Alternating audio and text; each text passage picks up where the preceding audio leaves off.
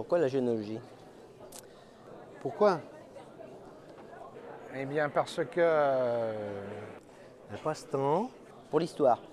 intéressant. Moi, c'est plus je recherchais mes ancêtres maintenant. Pour connaître ses racines, Quelle bonne chose. Pour se connaître un peu, je pense. d'où on vient, Quand on sait d'où on vient, parce qu'on ne sait pas où on va. on arrive peut-être mieux à s'analyser. Enfin, non, je ne veux pas rentrer dans un débat comme ça, non, c'est pas. Non.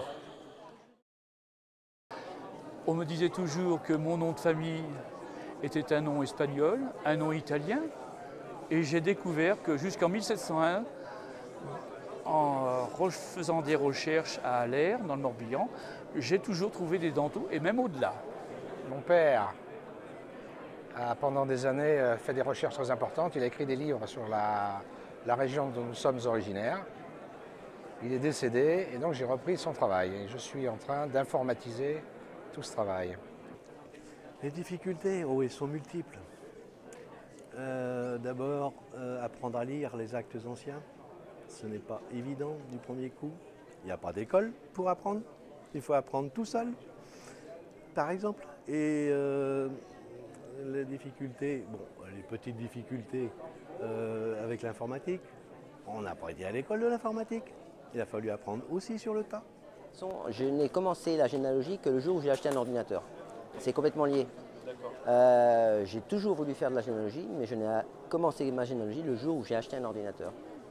Parce que je ne pouvais pas concevoir de voir des classements autres qu'informatiques. C'était trop complexe pour moi, je pense, avec des papiers, des montagnes de papiers dans tous les sens, et jamais retrouver ce qu'on cherchait. Ah non, ça c'est pas des difficultés, parce que quand on est arrêté par un problème, par un souci comme ça, on arrête, on va voir autre part, et puis après on revient. C'est ça. Ce brave monsieur là, je peux vous donner un exemple? Ce brave monsieur là, sur tous les actes, il est négociant. Négociant, il a une fortune. Et puis j'ai découvert qu'il était en fait négrier sous l'Empire. D'où sa fortune. Et voilà. Et pendant combien de temps j'ai cherché la vraie raison de sa richesse? 6 mois, mais je l'ai trouvé. Oui, on commence toujours par la famille, mais ça s'arrête très très vite quand même. Il y a d'un côté de la famille c'est plus facile, de l'autre côté c'était carrément rien du tout. Donc là ça va très très vite. Puis après, qui c'est qui m'a aidé? Je ne sais pas, surtout l'association au début. Hein. L'association du secteur où j'habite. Archives départementales, municipales, dans les associations bien sûr, les mairies, on peut aussi aller, on va dans les mairies. Après des cousins que je me suis trouvé, et puis après le système D. Et puis alors il y a le bouche à oreille. Alors par exemple, vous faites partie d'une association comme AGV, vous parlez beaucoup parce qu'il faut beaucoup parler, donne-moi ta généalogie, etc. Et vous êtes cousin avec tout le monde, on le sait bien. Mais surtout, tiens, tenez, regardez le monsieur qui fait la tête là, c'est mon cousin. On ne peut pas choisir ses cousins, mais c'est mon cousin. J'espère que tu es content. Et je suis très content.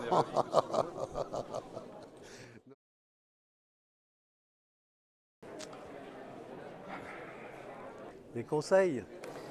Eh bien, de ne pas faire comme j'ai fait. Alors, c'est simple. Respectez surtout les numéros SOSA, parce que si vous n'êtes pas dans le système habituel, vous allez complètement vous planter. Oh, c'est d'abord de s'armer de beaucoup de patience. Pas renoncer. Énormément de patience. De s'accrocher. Être systématique et être complet d'entrée, pour éviter de recommencer 3 fois la même chose. De ne pas croire qu'on peut manger tout d'un seul coup. De ne pas être effrayé par la tâche et surtout de ne pas vouloir couper au plus court. Pour ne pas recommencer, il faut surtout ne pas laisser de côté des informations qui paraissent anodines au premier abord, mais qui sont très importantes quand on avance toujours. Ça évite beaucoup d'erreurs et il ne faut pas hésiter à collecter énormément d'informations. Les parrains, les marraines, les oncles, les témoins, les lieux-dits. Faut vraiment travailler sur toutes les sources possibles qu'on puisse trouver dans tous les actes. Et toute information a toujours son utilité en fait. Pour en récupérer peut-être qu'une petite partie pour sa généalogie personnelle, mais c'est essentiel. Il faut être très pragmatique, être très méthodique, disons, et de bien voir où on en est. Si on n'aboutit pas sur une lignée, par exemple, on ne trouve pas la suite, on n'a pas de moyens, il ne faut pas insister. 8 jours passés sans trouvailles, on arrête, on passe à une autre famille. On sait quand on commence, on ne sait pas quand on finit. Ce qui vous manque comme élément à un instant, vous l'aurez peut-être 2 ans, 3 ans, 4 ans après. Il ne faut jamais désespérer. Bon courage. C'est là que l'entraide devient intéressante parce que l'élément qui vous manque, eh bien, c'est un autre qui va vous l'apporter. Bah, bonne chance, que voulez-vous que je vous dise?